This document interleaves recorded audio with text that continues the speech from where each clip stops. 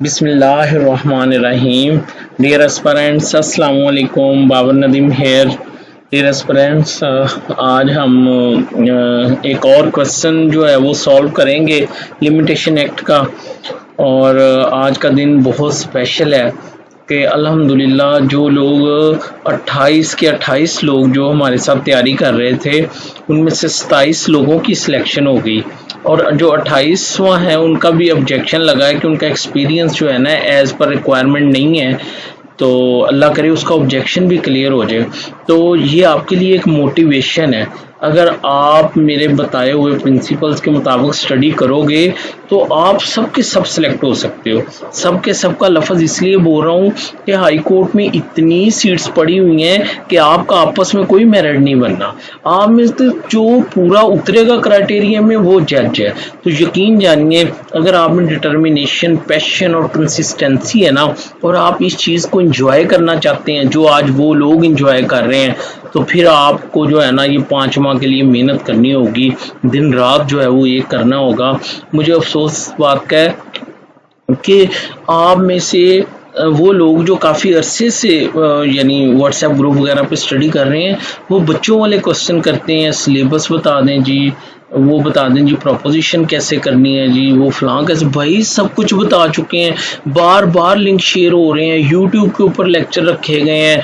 तो अब अगर आप इतनी एफर्ट नहीं कर सकते कि आप उस क्वेश्चन को खुद ढूंढें और आप उसको खुद करें, तो फिर तो भाई ये बड़ी बुरी बात है। तो सारी गाइडलाइन मौजूद है, नहीं मिलती तो किसी दोस्त को उससे रब्ता करें, उससे लिंक्स लें या फोरम के ऊपर पूछें, आपको सब कुछ मिल जाएगा, आपको सब कुछ मिल जाएगा। लेकिन आप बस अब सबसे पहले उन पैरामीटर्स को समझें। उसके लिए लेक्चर है यूट्यूब के ऊपर कि कैसे तैयारी स्टार्ट करनी है। आप उसको अगर समझ के उसके अपने नोट्स बनाएं और उसके बाद आप फिर उसको स्टार्ट करें। अच्छा, एक और चीज़ मैं आपको बता दूं, वो ये है कि आप एक कॉपी पेंसिल लेके बैठा करें पास, ठीक है।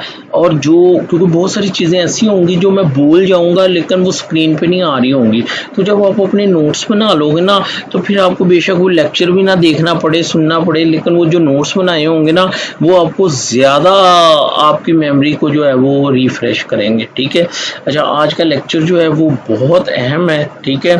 देखिए, मैंने आपको कुछ प्रिंसिपल्स बताए थे ना सक्सेस के, प्रेजेंटेशन के हवाले से, वे रीडिंग के हवाले से या थॉरो स्टडी के हवाले से। मैं ये क्वेश्चन तो सॉल्व करवाऊंगा। मैं इन क्वेश्चंस पे वो प्रिंसिपल्स भी अप्लाई करूंगा कि जिसके तहत आप उसमें मैक्सिमम मार्क इंश्योर कर सकते हैं और उस पेपर में जो है वो पास हो सकते हैं। अच्छा, राइट डाउन दी बिस्मिल्लाहिर्रहमानिर्रहीम। अब हम शुरू करते हैं। ये उसने ना जो लिमिटेशन एक्ट के एंड पे जो शेड्यूल दिया हुआ है उसमें से इसने ना कुछ जो है वो क्या कहते हैं, कुछ वो पूछी हैं लिमिटेशन वगैरह। तो अब हम इसको चलते हैं। अच्छा, सबसे पहले क्या बात है जी, ये चैनल जो है यहाँ पे लेक्चर्स अपलोड होते हैं। अगर आपने इसको सब्सक्राइब नहीं किया तो करें, ताकि नेक्स्ट अगर लेक्चर आता है तो वो आपको रिसीव हो जाए, ठीक। इसी तरह देखें, नॉलेज सदका जारी है, नॉलेज शेयर करना सदका जारी है, आपकी ड्यूटी है। आपको भी तो किसी ने आपसे शेयर किया होगा ना, जो आप आज इसको जो है वो ऑब्जर्व कर रहे हो, तो आपकी भी ड्यूटी है कि आप इसको आगे शेयर करो।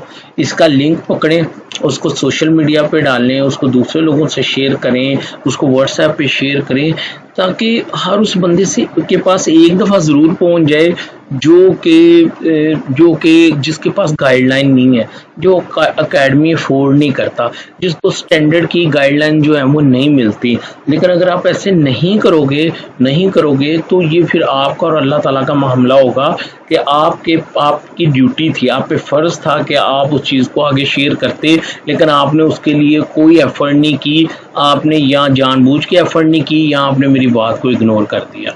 अब हम आगे चलते हैं। अच्छा, इसके अलावा हम डेली डिस्कशन करते हैं। अगर आप भी ज्वाइन करना चाहते हैं तो पूछे किसी से, व्हाट्सएप ग्रुप वगैरह वहाँ पे ऐड हो जाएं। वहाँ पे रोज़ाना फिर आपसे पूछा जाता है कि आप क्या स्टडी कर रहे हो। अगर आपका कोई क्वेश्चन है तो वो बताओ। फिर वहाँ पे बहुत सारे जजेस जो हैं वो ऐड हैं, वो फिर आपके क्वेश्चन का जो है वो अपने एक्सपीरियंस की बुनियाद पर रिप्लाई करते हैं।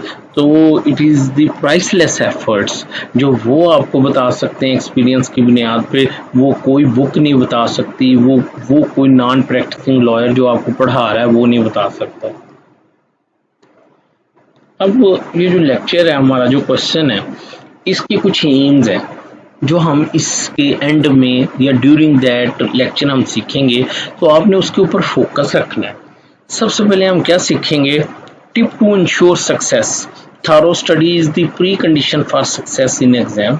एक तो हम इसके ऊपर जो है ना, मैं वो उसकी तरफ चलूंगा। दूसरे नंबर पे how to memorize the schedule of the limitation under a scheme without no time by revising lecture art of way reading. Question, how to attempt about questions, ठीक है, या how to present, what articles are called omnibus articles and why they are so called, ठीक है। अब आगे चलते हैं। सबसे पहले tip to ensure the success. देखिए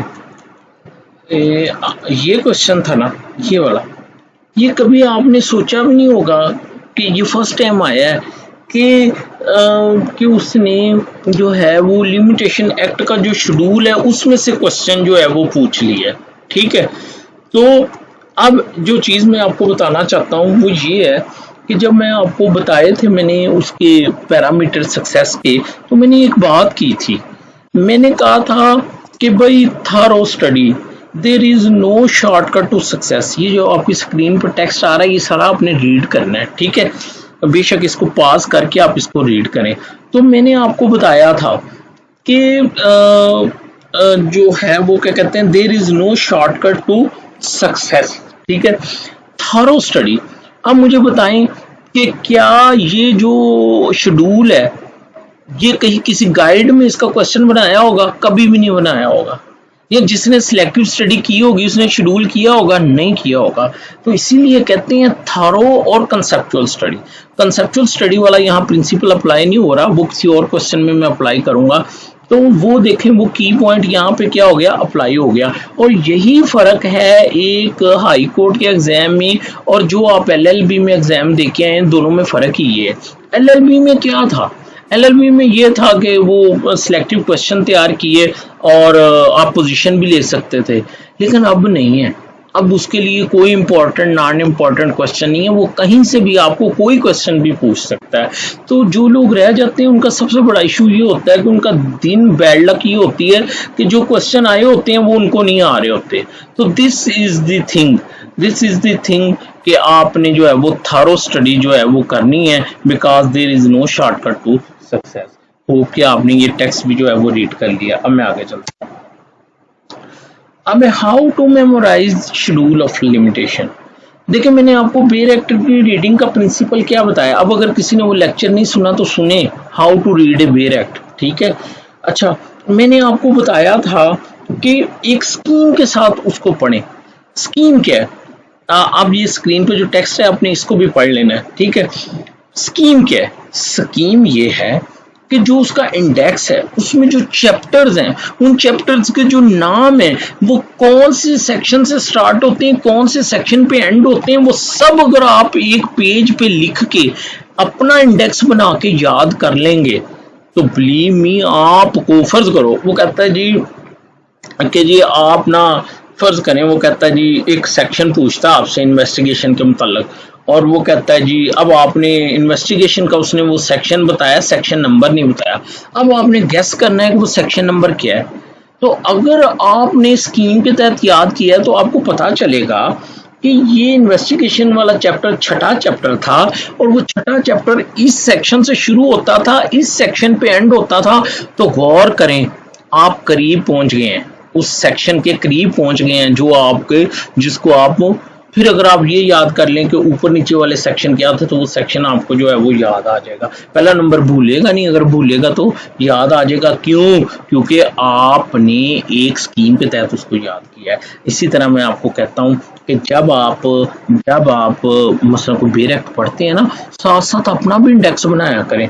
साथ साथ चैप्टर भी लिखा करें, साथ साथ सेक्शन भी लिखा करें, सबसे पार्ट नंबर भी लिखा करें, क्योंकि जब आप अपना इंडेक्स बना लेते हो ना तो वो नहीं भूलता, क्योंकि वो आपने हाथों से बनाया होता है और साथ साथ स्कीम भी याद की होती है, तो वो नहीं बनाया होता। और मैं जब पढ़ा करता था ना तो वो मैंने वो इंडेक्स छोटे छोटे बनाए होते थे, खैर सीआरपीसी सीपीसी के तो नहीं बनते, वो बहुत बड़े थे, तो वो मैंने अपनी पॉकेट के अंदर रखे होते थे कि मेरा जब दिल किया मैं उनको देख लेता था और मुझे वो सारा जो है वो पढ़ना भी नहीं पड़ता था। तो दिस इज द थिंग कि किसी एक्ट को जो है वो आप जो है वो एक स्कीम के साथ जो है वो उसको क्या करें, वो पढ़ें। ठीक है, अब हम आगे से चलते हैं। ठीक है, अच्छा, ऑनेस्टली स्पीकिंग मुझे कहीं से भी लिमिटेशन एक्ट का ना प्रॉपर बेर एक्ट नहीं मिला, इसलिए मैं कहता हूँ कि बाजारी किताबें हैं। किसी में पार्ट नंबर नहीं लिखा, किसी में डिवीजन नहीं लिखी हुई, किसी में वो आर्टिकल गलत लिखा हुआ है। हाउएवर मैंने वो जो है उसको कहीं ना किसी तरीके से जो है ना वो ट्रेस आउट करके, तो अब मैंने इसको जो है ना वो आगे जो है वो मैं लेके चलता हूँ। अच्छा एक मिनट, हम ना वो जो क्या कहते हैं उसको, जो लिमिटेशन एक्ट है उसको जरा एक नजर देख लें। ये है वो जो एंड पे दिया हुआ है उसके,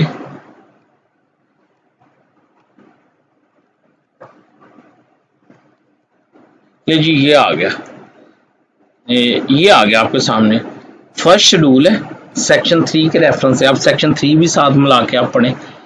फर्स्ट डिवीजन है, डिस्क्रिप्शन ऑफ द सूट दी हुई है, लिमिटेशन ऑफ पीरियड दिया हुआ है, time from where period begins है, और इधर जो है साइड पे 1 2 3 जो है वो आर्टिकल जो है वो आ रहे हैं। ठीक है, अब ये जो है ना ये इसको मैं आज हमारा लेक्चर ये है कि हम किस तरह इसको एक स्कीम के तहत जो है वो याद कर सकते हैं। तो मैंने बड़ी मेहनत करके आप लोगों के लिए जो है ना ये कि ताकि आपको डिलीवर कर सकूं, आपको बता सकूं कि ये क्या चीज़ है। देखिए अब ये आपके सामने शेड्यूल आ रहा है ना, अब मैंने इसके कुछ पॉइंट्स लिखे हैं वो बताता हूँ। अच्छा जी, for example let us learn how to memorise schedule of limitation act. Unfortunately I found no bare act where all heads of first schedule of limitation act are correctly mentioned.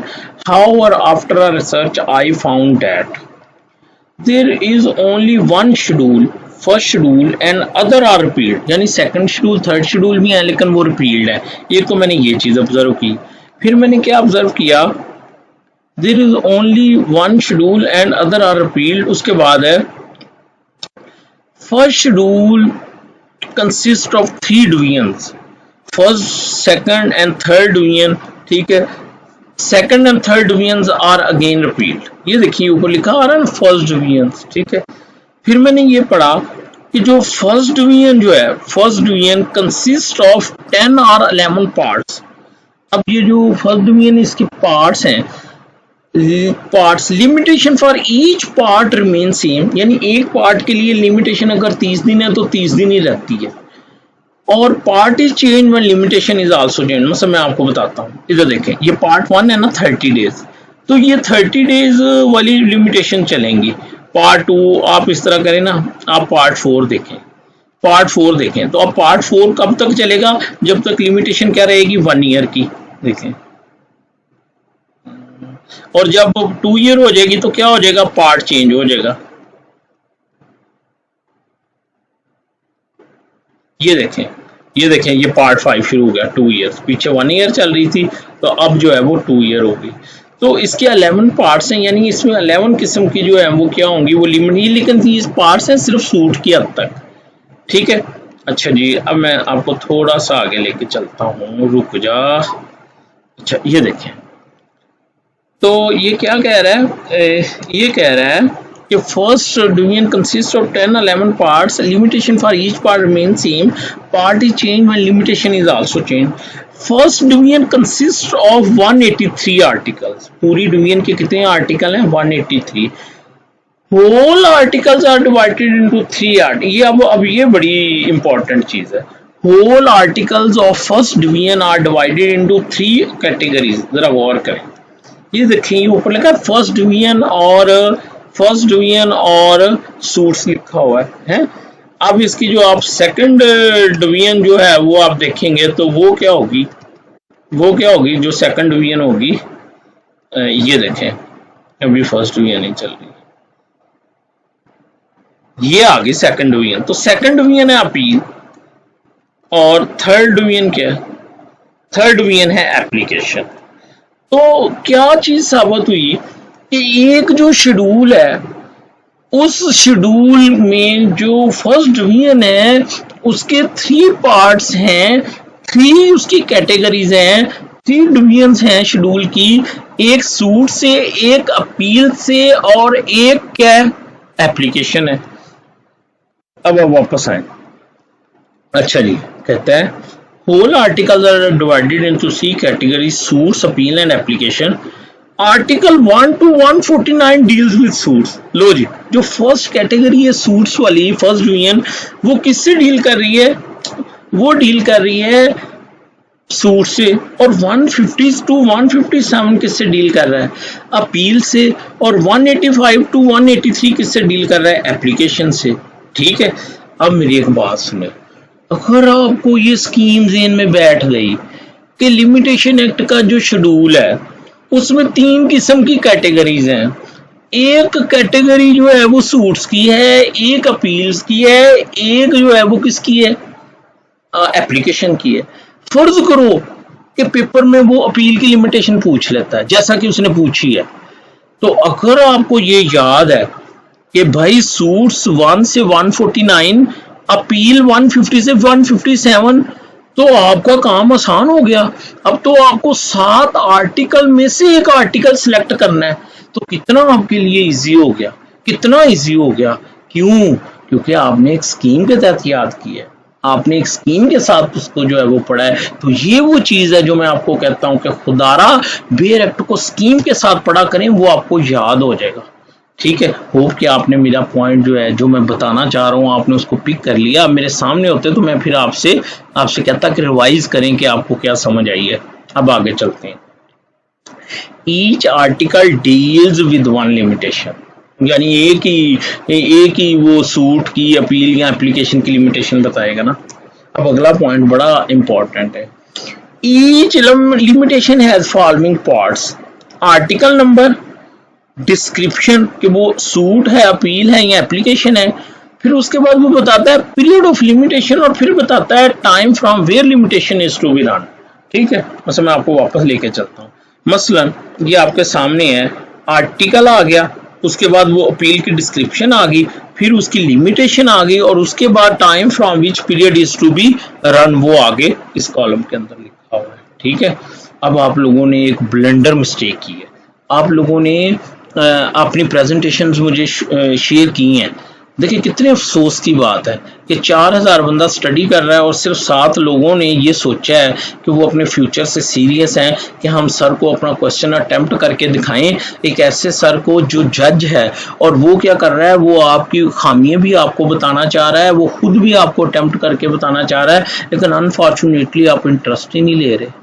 आप serious ही नहीं है study के बारे में, आप serious ही नहीं है। फिर आप कल को, आप में से फर्ज करें 10,000 बंदा अप्लाई करता है तो सिर्फ 2,000-2,500 बंदा अपीयर होगा, और उसमें से भी जो है वो 25-30 बंदे जो है वो सिलेक्ट होंगे, और बाकी सारे सिस्टम को दोष देंगे। वो कहेंगे ये सिस्टम करप्ट है, ये सिस्टम यूं है, ये पाकिस्तान है, यहाँ होता ही ऐसे है। कुछ नहीं है, कुछ नहीं है, ये सब आपकी खामी है जिसके ऊपर आप जो है वो पानी डाल, यानी वो मिट्टी डालना चाहते हैं, और अपने झूठी तसल्ली खुद को देके आप लोग जो है वो खुद को सेटिस्फाई करना चाहते हैं। क्योंकि जो प्री रिक्विजिट है सक्सेस का, डिटर्मिनेशन, कंसिस्टेंसी, पैशन, वो आप लोगों में नजर ही नहीं आ रहा। आप पढ़ना ही नहीं चाहते, आप स्मार्टफोन और जो आजकल की इंटरटेनमेंट है उसको छोड़ के आप इसको करें, तो आप इसको करें ना।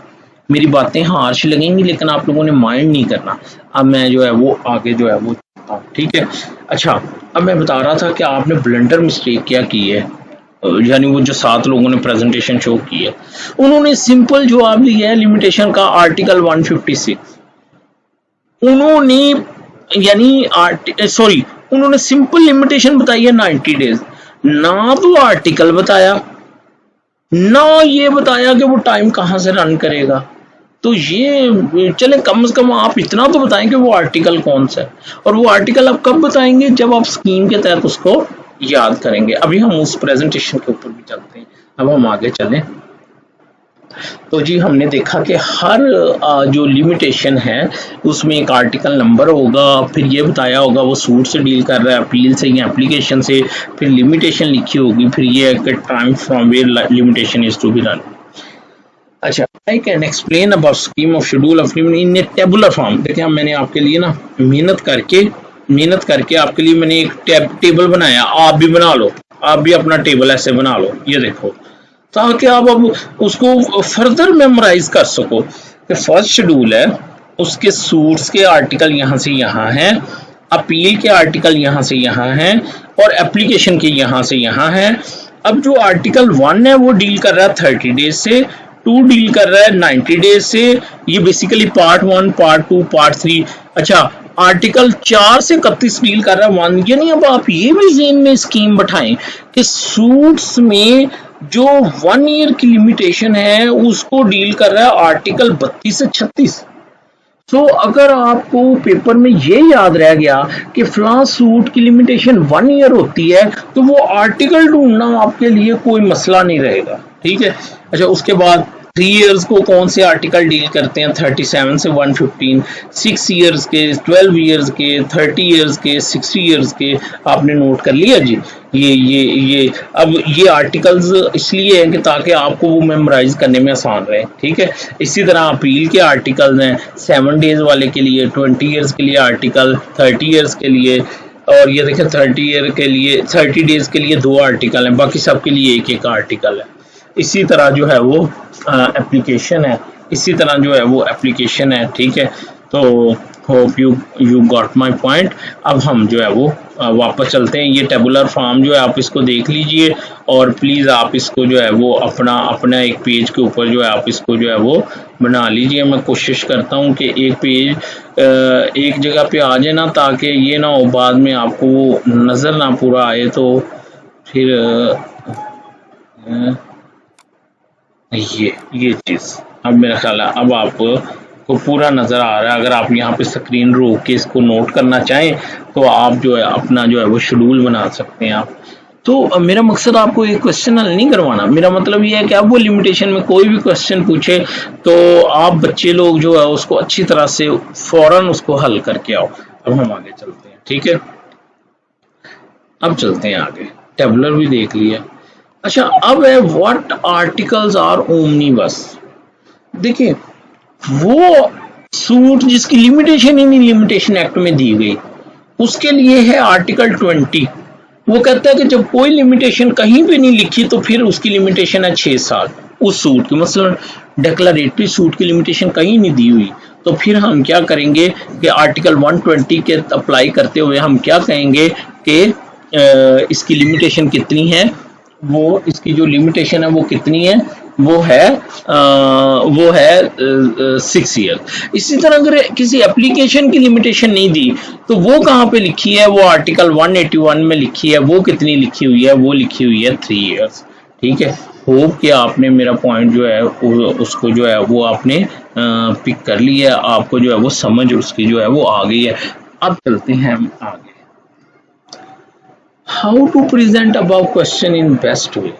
अब मैं प्रेजेंटेशन की तरफ आ रहा हूँ। सबसे पहले वो पॉइंट्स इनमें रखें, no introduction, no conclusion, no heading, unnecessary heading, no unnecessary explanation, no length, only precise and accurate answer because it is the quality and not the quantum which matters in exam. ये गलत लिखा हुआ है, which quantum matters in the exam under the supervision of the Lahore high court Lahore. Now attempt about question by applying about rules. अब देखें, सबसे पहले कहता है वो application for the rehearing of the appeal heard ex parte. लो जी, सबसे पहले आप मेरी एक बात सुने, आप देखें इधर आ जाए, चले एप्लीकेशन। तो सबसे पहले क्या है कि देखिए सूट पूछ रहा है कि एप्लीकेशन पूछ रहा है। एप्लीकेशन पूछ रहा है, फौरन आपके माइंड में आना चाहिए कि जो वो जो एप्लीकेशन थी, एप्लीकेशन वो आर्टिकल 161 से 183 तक है। तो सबसे पहले तो आपका काम आसान हो गया कि बाकी प्रोविजंस को तो आपने गौर ही नहीं करना, ठीक है।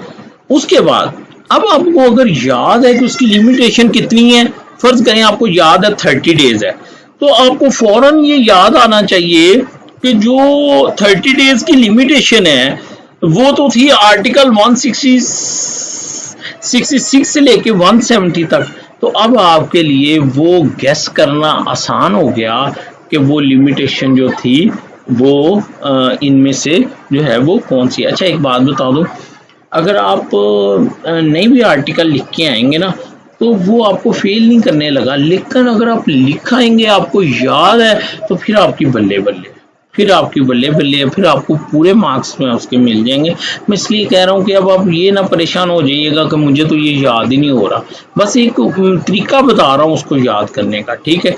अब आगे चले तो अब गौर कीजिएगा, एज पर आर्टिकल 169 मैंने अब क्या चीज बता रहा हूँ, एक आर्टिकल मेंशन कर रहा हूँ of first schedule of limitation act, it is 30 days from the date of decree in the appeal. अब देखिए मैं ये भी बता रहा हूँ वो कहाँ से कमेंस करेगी, स्टार्ट होगी, ठीक है।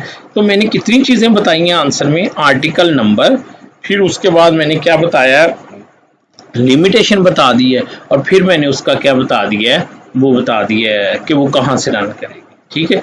इसी तरह बाकी लिमिटेशन है वो पेपर में आप जो है वो देख सकते हैं। अच्छा अब एक चीज देखें यहाँ पे, ये 4 पे देखें, application for the execution of decree और order of any civil code. अब मेरी बात सुने, लिमिटेशन एक्ट में कहीं पे भी नहीं दी limitation for execution of an order और डिक्री ऑफ द कोड। तो भाई तो फिर वो ओमनीबस वाला आर्टिकल आ गया। पहले देखो सूट है तो आर्टिकल 120, लिमिटेशन 6 साल, और अगर एप्लीकेशन है तो आर्टिकल 181 और लिमिटेशन 3 ईयर। तो चूंकि इसकी लिमिटेशन कहीं नहीं दी तो लिहाजा हम आर्टिकल 181 के तहत इसको, ये सबका गलत है, किसी को भी नहीं समझ आई ये क्या लिखना था। तो ये ओमनीबस आर्टिकल जो है वो 181 जो है वो अप्लाई होगा। होप कि आपको मेरी बात जो है वो समझ आ गई है, ठीक है। और अब थैंक यू सो मच। अब हम थोड़ा सा ना प्रेजेंटेशन को देख लेते हैं, ठीक है। प्रेजेंटेशन को एक मिनट, ये देखें एप्लीकेशन फॉर, ये बहुत ज़बरदस्त है कि देखें उन्होंने कोई हेडिंग नहीं दी, कोई एक्स्ट्रा नहीं लिखा, वो जैसे गाइडों में होता है। यही चीज़ मैं आपको सिखाना चाहता हूँ, लेकिन यहाँ पे एक मिस्टेक कर गए कि सिंपल लिखा 30 डेज, 30 डेज, कोई आर्टिकल नंबर किसी का तो मेंशन कर देते।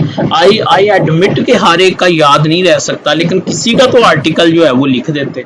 अच्छा उसके बाद एक और प्रेजेंटेशन देखते हैं, ये देखें इन्होंने भी कुछ हद तक ठीक लिखा है। इन्होंने कहा 30 days from the date of dismissal, लेकिन अब ये आर्टिकल लिखना भूल गए इस प्रेजेंटेशन में, ठीक है। अच्छा एक और प्रेजेंटेशन देखते हैं, ये है जी, ये ठीक है। एप्लीकेशन फॉर, ये कह रहा है जी आर्टिकल भी इसने मेंशन किया है और इसने 30 days from the date of the order in appeal are, तो ये इसने बेस्ट वे में जो है वो अटेम्प्ट किया है। और ये तो कमाल ही है। ये बरकत जोइया साहब हैं, हमारे एडमिन हैं, फोरम को चलाते हैं, बहुत ज़बरदस्त और प्रिसाइज करके उन्होंने लिखा है। ये है वो चीज़ जो कि लॉ की रिक्वायरमेंट है, कैसा खूबसूरत करके आप वहाँ पे लिख के आए। Application for under Article 169 of the limit 30 days from the date of the decree in appeal or where notice of appeal was not duly served when the application come to the knowledge of the decrees। लो जी, hope कि आपको मेरी बात की जो है वो समझ आ गई है।